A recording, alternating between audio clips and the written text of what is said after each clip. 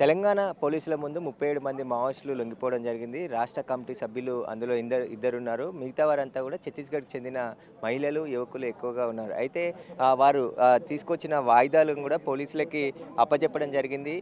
ఇప్పుడు అడవుల్లో ఉండి ఉద్యమం చేయలేమని చెప్పేసి కూడా నిర్ణయించుకొని కొన్ని అంతర్గత విభేదాల కారణంగా అదేవిధంగా పార్టీ సభ్యులు కూడా ఇక అక్కడ ఉండి కగార్ ఆపరేషన్ కొనసాగుతుంది కాబట్టి అక్కడ ఇప్పుడు ఉండి పోరాటం చేసే పరిస్థితులు లేవు అని చెప్పేసి కూడా నిర్ణయించుకొని కొన్ని అనారోగ్య కారణాల వల్ల కూడా కొంతమంది లొంగిపోతూ ఉన్నారు.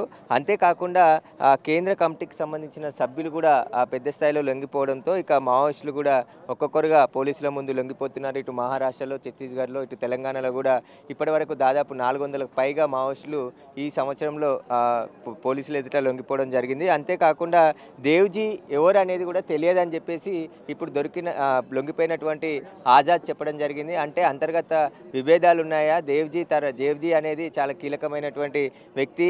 ఏదైతే మావోయిస్టు పార్టీలో చీలికలు వచ్చిన విధంగానే కనబడుతుంది. ఎందుకంటే రాష్ట్ర స్థాయి కమిటీకి సంబంధించిన సభ్యుడు ఆజాద్ ఎవరైతే దేవ్జీ ఉన్నారో నాకు తెలియదు అని చెప్పేసి కూడా ఆయన చెప్పడం జరిగింది. ఏదైతే మావోయిస్టు పార్టీకి సంబంధించి నంబాల తర్వాత దేవ్జీనే చీఫ్గా అని చెప్పేసి కూడా ప్రకటించడం జరిగింది. కానీ దేవ్జీ ఎవరని నాకు తెలియదు అని చెప్పేసి ఒక రాష్ట్ర స్థాయి కమిటీ సభ్యుడు చెప్పింది. కాబట్టి దీని వెనకాల ఎందుకంటే ఇక అడవిలో కూడా ఉండి పోరాటం చేసే పరిస్థితులు ఇప్పుడు లేవని తెలుసుకొని మేము ప్రజల్లో కలిసి జనజీవన స్రవంతిలో కలిసి కుటుంబంతో గడపాలని చెప్పేసి కూడా బయటకు వచ్చినట్టుగా చెప్తున్నారు.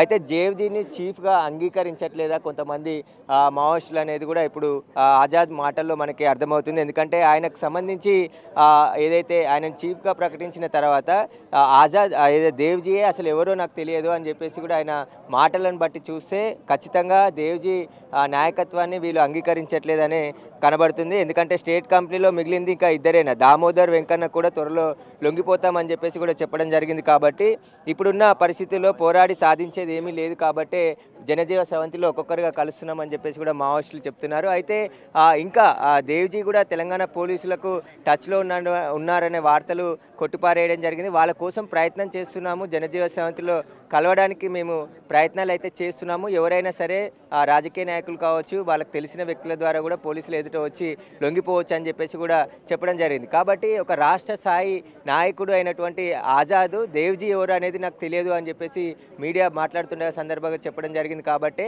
ఆయన నాయకత్వాన్ని వీళ్ళు అంగీకరించకపోవడంతోనే ఒక్కొక్కరుగా బయటికి రావడం జరుగుతుందని తెలిసింది. ఇప్పుడు 37 మంది మావోయిస్టులు ఒక్కసారిగా వచ్చి ఇక్కడ లొంగిపోవడం, అందులో 20 ఏళ్ల నుంచి 25 సంవత్సరాలు ఉన్న మహిళలు, యువకులే ఎక్కువగా ఉన్నారు. వారంతా కూడా ఛత్తీస్గఢ్ రాష్ట్రానికి చెందినవారు. అయితే ఈ మధ్యకాలంలో మావోయిస్టులలో యువత ఎక్కువ వెళ్ళట్లేదు అనుకున్నారు. కానీ ఇప్పుడు 37 మందిలో దాదాపు 18 నుంచి 25 సంవత్సరాలు ఉన్నవారే చాలామంది ఉన్నారు. కాబట్టి వీరంతా ఛత్తీస్గఢ్కి సంబంధించిన గిరిజనులు. వారంతా కూడా అక్కడి నుంచి మావోయిస్టు పార్టీ పట్ల ఆకర్షితులై అక్కడికి వెళ్ళి వివిధ హోదాల్లో పనిచేసినట్టుగా చెప్తున్నారు. కాబట్టి వీరు ఎప్పుడు వెళ్ళారు, వీరికి సంబంధించిన వివరాలన్నీ కూడా తెలంగాణ పోలీసులు ఆరా తీస్తున్నారు. ఎవరైనా మావోయిస్టులు లొంగిపోవాలనుకుంటే పోలీసులు వారికి రక్షణ కూడా కల్పిస్తారని చెప్పేసి కూడా డీజీపీ శివధర్ రెడ్డి చెప్తున్నారు. అయితే మనం ఒకసారి వెపన్స్ చూడొచ్చు. ఇక్కడ AK-47తో పాటు SLR సంబంధించిన వెపన్తో పాటు బుల్లెట్లను కూడా స్వాధీనం చేసుకోవడం జరిగింది. మనం అక్కడ 303 రైఫిల్తో పాటు G3 రైఫిల్, SLR రైఫిల్, అదేవిధంగా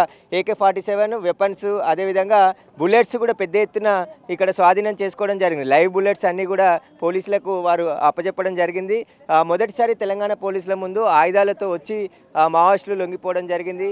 ఇంకా ఎవరైనా ఉంటే మావోయిస్టులు పోలీసులు ఎదుట వచ్చి లొంగిపోవచ్చు, వారిపై ఉన్నటువంటి రివార్డు పోలీసులు వారికి అందిస్తారని కూడా చెప్తున్నారు. ప్రస్తుతం అయితే ఆజాద్ అనే రాష్ట్ర కమిటీ నాయకుడు చేసినటువంటి మాటలు ఏవైతే మనం చూసామో, ఎవరైతే దేవ్జీ మాకు తెలియదు అని చెప్తున్నారు. కాబట్టి దేవ్జీ నాయకత్వాన్ని అంగీకరించకపోవడంతోనే ఇక దామోదరు మిగిలిన వారందరూ కూడా త్వరలో లొంగిపోతారని చెప్పేసి చెప్తున్నారు. కాబట్టి ఇక మావోయిస్టు పార్టీ ఖాళీ అయ్యే అవకాశమే కనబడుతుంది.